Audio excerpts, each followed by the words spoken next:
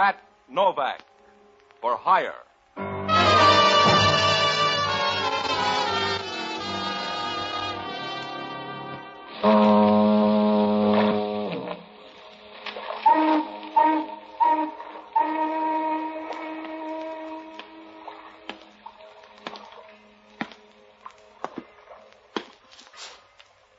Sure, I'm Pat Novak for hire.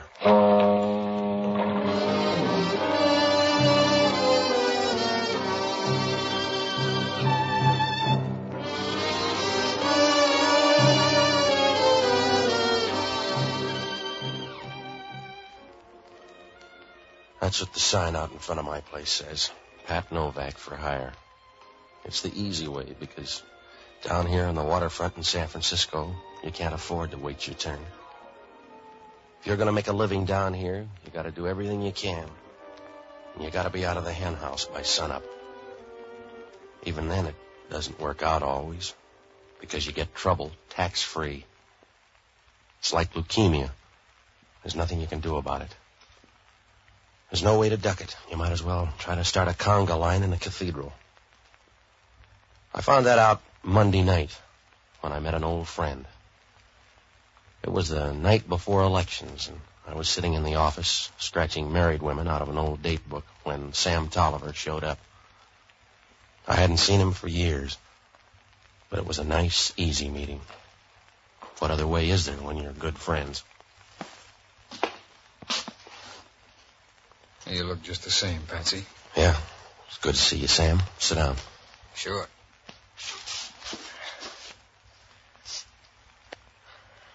Doing well, I guess, huh? Oh, you get different stories. Where have you been? Oh, all the hard luck stops. Syracuse for a while and Joliet. That's where I come from now. Yeah? That's where they got a big prison. Uh-huh. When you came too far, Sam, you should have stopped in Oakland. Huh? That's right. If you're out here to play small robber, you better think it over. It's a tough town. Don't ride me, Patsy. I'm not, Sam. But once you start losing them, it's hard to win again. I just thought you might want to know about San Francisco. Thanks, but you don't have to worry, Patsy. I got a smart streak. I'm here mostly to ask a favor. Yeah? Can you spare me one for old time's sake? Medium-sized. Go ahead. I want to borrow one of your boats. Did you come all the way from Joliet to borrow a boat, Sam? If it's going to hurt that much, forget it. I just asked. All right. When do you need it? Tonight? It's to pick up a package in the bay about 9 o'clock. Sure, I'll run you out. No, it's a little different, Patsy. I can't make the trip. You'd have to do it for me. The favor's getting bigger, Sam. You'd have to pick up the package and bring it back here. I'll be waiting at 10 o'clock. I guess you won't buy, huh, Patsy? I'm not impressed. It'd mean a lot to me, Patsy. It really would. And you couldn't get hurt, honest. Nobody gets hurt, honest. It's the other way I'm worried about. Well, I wish I could tell you, Patsy, but I can't. You know how it is. Sometimes you can't, but... Well, it's that way now, but...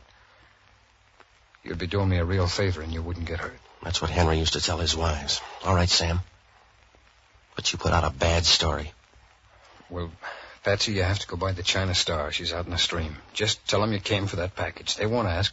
Just tell them you want the package. Yeah? Talk to the captain. I'll be waiting here at your place about 10 o'clock. And, Patsy, it's important. Don't let anybody else have it. All right. I'll see you here at 10. Thanks, Patsy. It's a big favor. We're old friends. Yeah. We're old friends. Nothing wrong with them, huh? No, there's nothing wrong with old friends, Sam, except sometimes they wear out on you.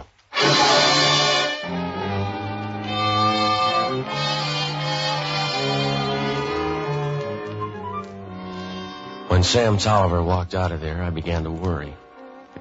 I don't know why, because he was always a good guy. But if you leave good silk out in the rain, it'll shrink. Well, it was too late to change my mind now. I was going to get that package and say goodbye to Sam Tolliver. Only things didn't work out that way. You start with trouble and it never stops. It's like offering to buy aspirin for a two-headed boy. About 8:30, I took a boat and I started out into the bay. Halfway out into the stream, I had to give way to a tanker. After she throbbed by, I picked up the China Star, tied up at buoy 327. It was a broken-down old barge, So old, I expected to find Noah hiding out in the bilges.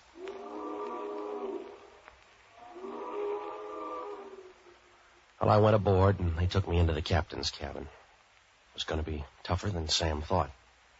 The old man had some questions, and he was about as smooth as a bag of fingernails. Right away, I got the idea. What do you want? I came out for a package. Who are you? What good'll a name do you? Who are you? What do you care, mister? This isn't our dance. Just give me the package and I'll leave. Keep shouting, tough boy, and when you're all through, tell me your name. Now, look, I'm not out here to haunt your boat. You got the right face for it. I'm just passing through. If you're running a small boat, you got papers. Let's see them. Yeah. You're too handy in your own cabin. Let's see. Novak, huh? You a Polak, Novak? Yeah, and it feels fine. How's it being a pig these days? Don't get jumpy. I just asked. Who sent you here, Novak? I'll forget you asked. Just keep the package. I'm going home. You walk home on the bottom, then. Now, look, Novak, somebody steered you wrong. Maybe it was no questions once, but it's not that way anymore. Just want to keep the book straight. Who sent you? Sam Tolliver. You need a pencil? No, that's enough questions. You see, Novak, all you had to do was answer. You can have the package now or talk some more. I'll take it now. Where is it? On the desk behind you there. Yeah. Thanks.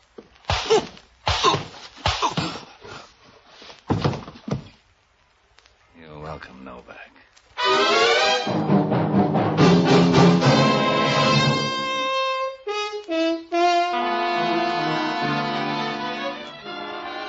The captain didn't like company. When he hit me, I dropped down to the floor like a piece of hard-working lint. The last thing I remember was Sam Tolliver sending me out to this boat. I knew then I had no more business here than second trumpet in a string quartet. I could hear voices and people moving around, but it didn't help much. You can get that kind of service in a tomb. Somewhere along the line, they moved me, because when I woke up, I was lying in a cloud of plateen on a couch in a different cabin. The class of people had improved. She was bending over me with a cold towel and a warm look. And from where I was, she had a figure like a shot of brandy on a winter night. When she said hello, you knew that all you had to do was send up a flare and relax. Good evening. Welcome back. Yeah. How do you feel? A little used up. I need recharging. Here, put your head on my lap. There. That's it. Yeah, that's it. Forget the towel. I'll struggle along this way. By the way, whose lap is it? I'm Ellen Morrow. Where's your friend? The captain? I guess so, the brave guy, Axel Arm. He's down getting your boat ready. What's he doing, punching holes in the bottom? He'll be back in a minute. The package will be ready and you can leave. No, you keep the package. The last time I got a headache. I'm sorry about that. It was a mistake. That's what they told Marie Antoinette. By that time, her head was 40 feet down the street. What's in that package? It wouldn't help if you knew. You let me work that out, huh? Work out the answer, then. How about Sam Tolliver? Slow down, Betsy. I'm not going that fast. You're going the wrong way. I'll help you lick your wounds, darling, but I'm not going to get talky. What do you got to lose? What have I got to gain except your gratitude? I can get that any night with a couple of drinks. How is he, Ellen? How does he look? Too comfortable. On your feet, Novak. Yeah. You ought to rent that out, sweetheart. I'd sign a lease myself. I'll finish the sweet talk, Novak. You get on your way. Here's the package. No, I changed my mind about the package. You keep it. Your boat's ready. Unless you want to get tossed in like a mackerel, take the package and beat it. What's in it, and where does Sam Tolliver fit? You asked once already with your head in her lap. You want me to sit down? Well, you got brains after all. Yeah. Sorry, I thought they were all in your fists. Yeah, you're still smart. Take this package. Show him the boat, Ellen. I'm going to remember you, mister. Ellen's going to lead you by the hand through the dark. Stop beefing and settle for the simple pleasures. I will. I'll remember you. Concentrate on Ellen. You'll get a better memory.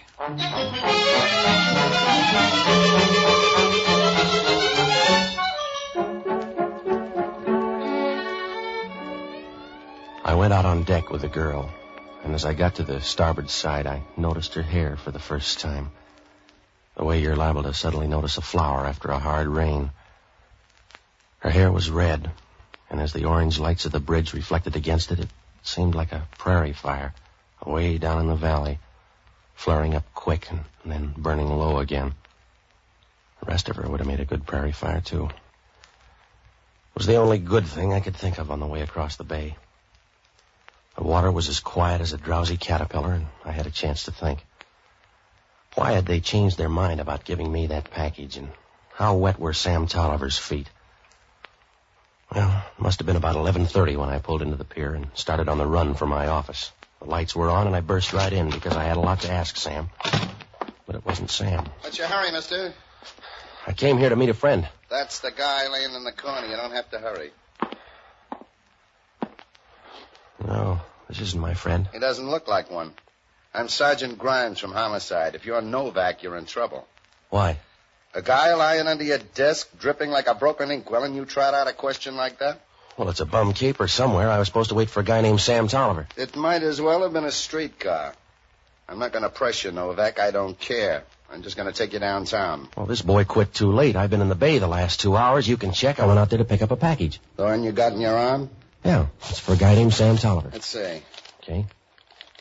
It doesn't say that. It says Mr. John Reedy, 720 Post Street. I wonder what that means. Let's find out. We'll take it by Reedy's place. I got it for Sam Tolliver. You can buy him another. We're going by Reedy's before we get downtown. What's the matter with you? Do you want it on an 18-foot screen? I didn't kill the guy. I don't even know him. I don't even know this John Reedy. Wait a minute, Novak. I believe you. I believe every word you're saying. Except this is one time you'd be better off lying.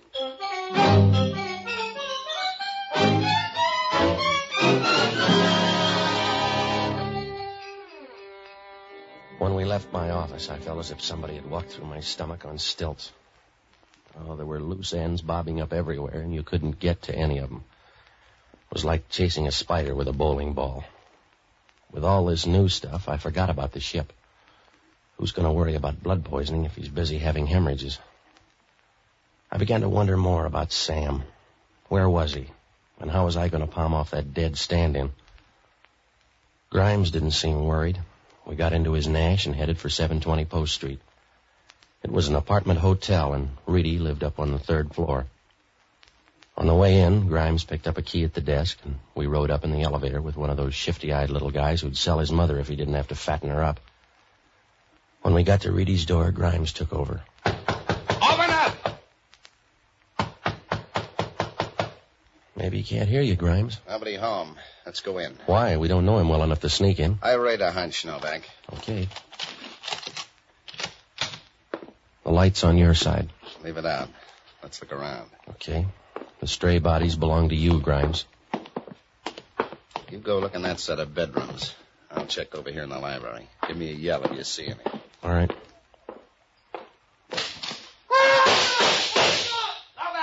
Novak! Two of them. I got one by the desk. The other started down the fire escape. I'm going down in front. Take this gun and stand by the fire escape. He may get trapped and start up, so keep your eyes open. I walked into the library. The window was open, and the curtains were blowing over the dead man's face. It was a good thing, because you can't split the difference with a service 45. I took him by the heels and dragged him away from the window. His eyes were rolled back as if he expected somebody to tap him on the shoulder and tell him it was all a mistake. His face was contorted and frightened, maybe a little embarrassed, like a deer caught in a traffic jam. Well, I stayed at the window about 10 minutes and watched the fire escape. There was no action there, and Grimes wasn't back, so I started for the door. I had company right away. Hello, Novak. You move? Oh, Hellman. It's a big gun you got. Well, ask Junior here on the floor. He thinks it's even bigger. I'll check myself. Sure, and it's going to be easy because it's right in the family. Yeah? Yeah. Belongs to one of your boys down in Homicide. Go ahead. A sergeant by the name of Grimes steamed in here and knocked down Junior, and then he beat it down to get the other guy. I don't believe it. Well, talk to him. That's why I don't believe it. There's nobody on the force named Grimes. On this one, you're all alone, Novak. There's got to be a Grimes. The guy had on a uniform. I don't care if he had on a play suit, Novak. The guy's a phony. He's not from Homicide. He's a killer. That's what I meant, Hellman.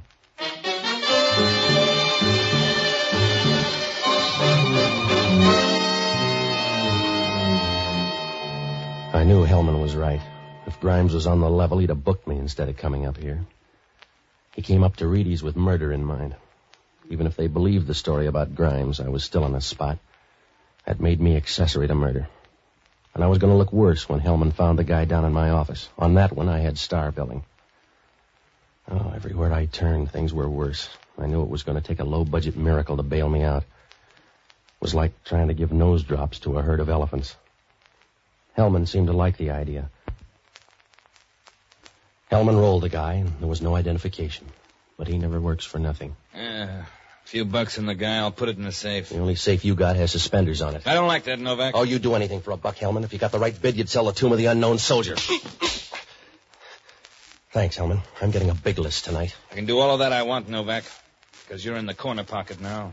I got a tip-off from the Chronicle to come up here, and I find you holding last rites. You got a bigger headache, Hellman. There's another stiff down at my place. Huh? That's right, Grimes again. He was sitting there when I walked in. Where were you? Out in the bay, picking up a package. It's right there on the desk. What's in it? I don't know. It was for a friend of mine named Sam Tolliver. He's disappeared, and Grimes brought the package up here. I'll take it downtown. You better tag by the China Star. That's where I picked up the package. It's out in the bay, so you'll need a boat. Even a guy with your complex needs a boat. I'll touch all the bases, Novak. You just stay 10 cents away from headquarters. You can pay your own way into the can. Yeah, well, that's what'll happen if I wait for you. I'll be standing out in the downpour. That's right, Novak. If there's a chance, I want to see you get first prize. Yeah, well, I'm going to be stuck unless I shop around myself because you got lockjaw of the brain, Hellman. Yeah? That wouldn't hurt you so much, but if it spreads, you're going to be in trouble. That's what I'm waiting for.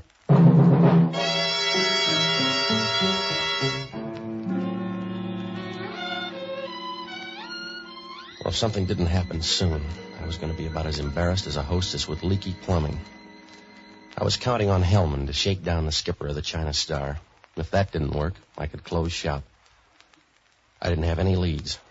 There wasn't anything I could do but sit on my hands. It was like taking your niece to a nightclub. I had to stumble around until something showed. So I looked up the only honest guy I know, an ex-doctor and a boozer by the name of Jocko Madigan. Oh, he was all right until he found out sometimes you can feel as bad the next morning without a hangover. I toured the town and finally found him at Lupo's trying to put the vineyards out of business. Ah, Patsy, you're just in time to start the day off right. Mama Lupo, some wine for Mr. Novak. You can only have a quart. We're running low. Look, it's almost midnight, Jocko. I got to talk to you. We're not going to turn into pumpkins. You need some wine. No, I don't. Patsy, when you die, the artwork is going to be simple. On your grave, they'll chisel a picture of a pair of slacks, a hamburger, and a double malt. All right, Jocko. The final symbols of a decayed civilization, because that's as close as you ever got to civilization, a remote connection at best. Like a bookie, they love horses, but they die on a stock farm. It's the same with you and civilization. You all through, Jocko? I won't fight against your sober babble. What's the matter? There's a dead guy down in my office. A friend of ours? No.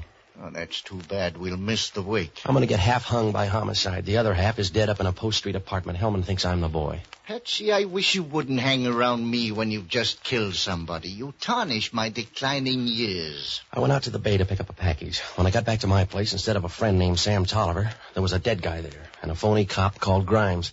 How do you make the distinction? He grabbed the package and we took it up to Post Street. After a quick hassle in the dark, I'm standing over a dead guy in John Reedy's apartment. John Reedy? Yeah. Do you know him? Most people do. He's running for office tomorrow. Is he the dead man? No, I don't think so. What about Reedy? He's running for a board job. Yeah? Would anybody have a reason to work a plant on him? Maybe. What's he like? Oh, a sort of liberal by marriage. Hmm? A reactionary with a rich wife. Supposed to be a good man. Well, how about the opposition? Oh, a lot of them are running. One is Simpson. He couldn't beat an asthmatic turtle across a tennis court. Well, we're getting somewhere at least. If Reedy's good, the gambling dough would frame him to lose. Yes, if politicians can ever lose. A murder in his apartment would look too phony, though. Yeah, but maybe that package wouldn't. Jocko, you got to help me. I want you to check on the registration of the China Star and then nose around to find out what you can about tomorrow's election, will you? If we lived in a monarchy, this wouldn't happen. That fast double play has got something to do with this election. Now, hurry up, Jocko, and when you're through, tag by my place. I'll call you there. Have you a bottle in the house? There's a tap in the kitchen. That'll have to do. No, thanks. Outside of a child in pain, the most pathetic sound in the world is running water. Good night, lover.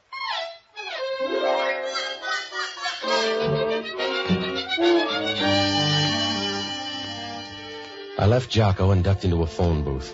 When I called Hellman, he poured out news like a rotary press. They broke open that package down at headquarters. It was full of dope. Plain garden variety, the kind a man uses to forget either his wife or secretary. I was sure then the package was a plant on Reedy. Hellman didn't see it that way. He said the two dead men were Gunsels, last addressed before San Francisco State Prison at Joliet. I needled him about that phony cop Grimes. Hellman said they just got a tip-off by telephone. Grimes was an ex-sergeant in homicide whose real name was Vic Rothery. I asked him who phoned in the tip-off, and Hellman said he didn't know the guy. His name was Sam Tolliver. I got onto the Chronicle morgue and looked up everything I could on John Reedy. All politicians' children sit on the floor. There was a picture of Reedy there with his family grouped around him on the floor. I pulled the clips on Vic Rothery. It was Grimes, all right. Well, that gave me something to work on, so I went on the prowl for Ellen Morrow. I found her running a dice game in a little after-hours joint on Eddy Street. You want chips, Novak? You don't want to play against yourself? Yeah, give me some. All right. See how good you are. Okay. 8's your point. Yeah. You seen Sam Tolliver? Make your point, Patsy. That's it. Where's Sam Tolliver? 5. You're not even warm. You're not warm on Sam, either. He left me hanging with a murder rap. Your friend double-crossed you. He double-crossed you, too? Another 5. You're in a rut, Patsy. He turned in Grimes. That's right, baby. They know he's Vic Rothery now. You still like Sam Tolliver? No. Keep rolling, darling. Is Grimes your boyfriend? He used to be. I'm sentimental. Where's Sam Tolliver? The Herrick Hotel. When you see him, tell him I sent you. I will if we talk that long. There it is. Hey, come on. 8. That's right. I guess I lose, Patsy. I guess you do. Be seeing you, baby.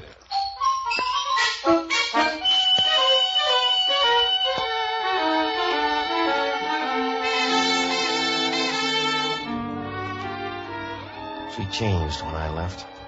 The first time out, she was alive and breezy like the Maine coast in July. But now she was broken up and lonely looking. And as I walked out, I thought of an old Dixie cup somebody had used up and thrown in the alley. Well, I got down to the Herrick Hotel, but Sam Tolliver wasn't there. Maybe it was better that way. I left a note for him, a short note that even a Mongolian idiot couldn't trip up on. If Sam was going to show his hand, he had to do it soon. When I got back to my apartment, Jocko was already there. He was giving a concert for the mice. Oh, she pushed a baby carriage, she pushed a baby carriage in the merry, merry month of May. All right, Jocko. She pushed a baby carriage, she pushed a baby carriage, she pushed it for a Williams man who's far, far away. Oh, stop it, will you? Patsy, I wish you'd get rid of that radio and buy a good harpsichord. What'd you find out, Jocko? Nothing from the China Star. She weighed anchor and went to sea at 11:45. How about Reedy? Well, there's heavy gambling money against him. And there's talk about a last-minute scandal. All the newspapers had tip-offs. Where was he tonight? At a rally in the Mission District with his whole family. Well, that'd leave time for a plant. They broke open that package. It was full of dope. Oh, that makes sense. He was once under treatment for malaria. The drugs found in his apartment would make it look bad. Yeah, I'll get it. Hello, Novak talking. I hope so, because you got a lot to do. What's on your mind, Hellman? A girl named Ellen Morrow. Who killed her? Did they? About 20 minutes ago. Vic Rothery's picture was all over the place. Yeah, they were chums. You better pick up Sam Tolliver. He's at the Herrick Hotel. I'd rather have Vic Rothery. Haven't you picked him up yet? No, we're on our way out. Well, you better hurry, Hellman. There won't be any voters left. I thought Sam Tolliver was a friend of yours. Well, that's the trouble with close friends. You give them the shirt off your back so they can see where to put in the knife.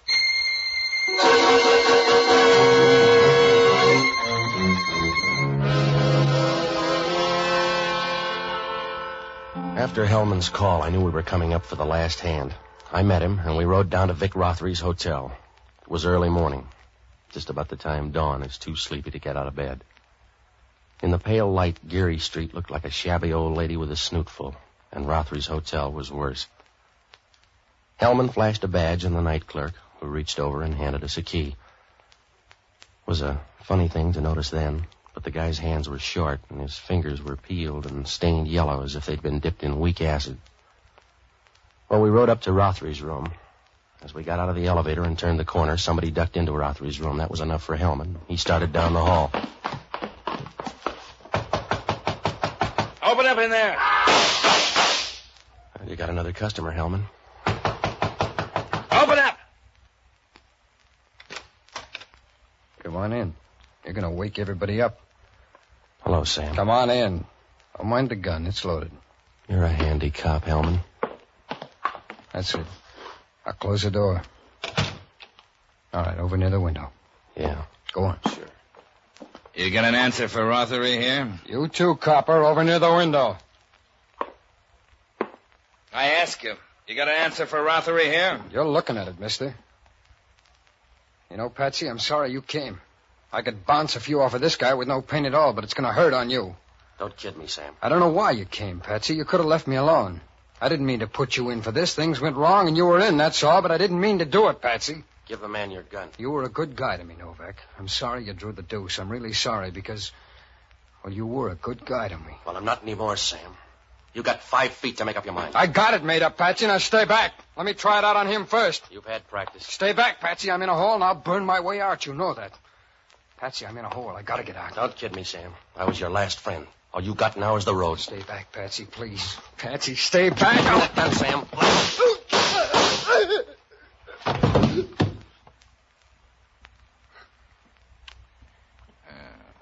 I must have prayed wrong, Novak. Yeah. Sorry, Sam. I'm a tough loser. Yeah. You were right, Patsy. It's a bum down for a small robber. For a while, you looked big. Not for long, though. No. You're a small-time bum, Sam, and you're better off dead. I wouldn't argue. I'm sorry, though. I doubt it. I guess that's right. I didn't try very hard. How's your friend, Novak? Let's go. The friendship's over.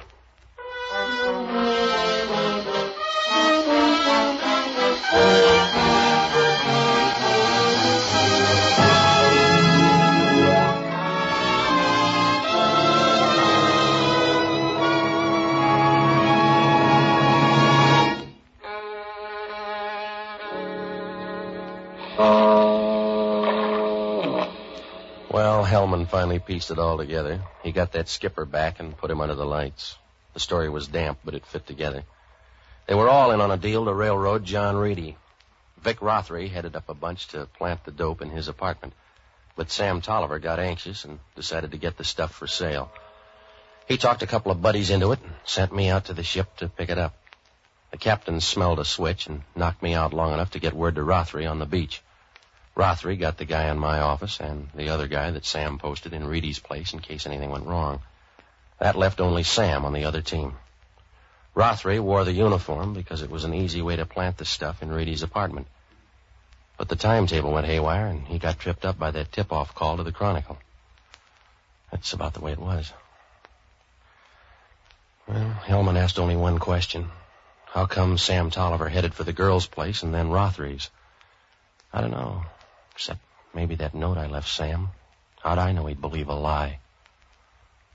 Oh, it worked out for everybody except John Reedy. He lost the election anyway. Jocko forgot to mention the guy was a Republican.